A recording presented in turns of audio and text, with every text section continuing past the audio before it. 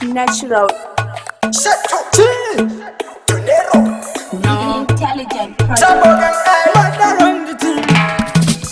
Mushuremengetanzwa akucharogwa ndakazenda kutenka chimoko mashura ndakanonzwa ikoko tozara vakasviba moyose kuvhare koko vakataura vo zvisina hasha zvikanzi chinzwanzwa iwe mukwasha zvaita zvakanaka wawanirwa nyasha mashoko havaziyambita mabata asika pano aparorwe nemari ambuya vako vanoda juwelari ini kudhara ndaita zvikochikari asizvo manje manje ndakumboda motokari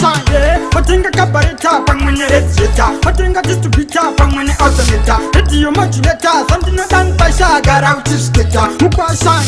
watenga kabareta pamwe neredzeta watenga distribita pamwe neautoneta rediyo moduleta zandinoda mupasha agara uchizviketa mukwasha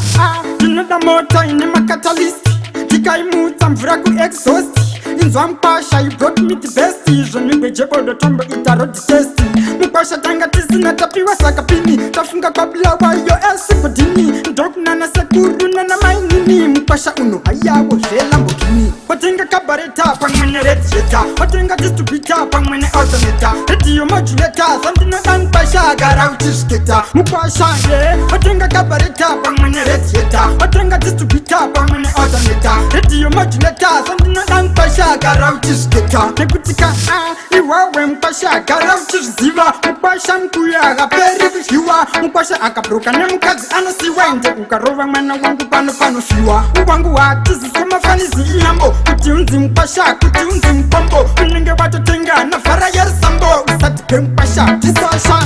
watenga kabareta pamwe neredzeta watenga distribita pamwe neautoneta rediyo moduleta zandinoda mukwasha agara uchizviketa mukwasha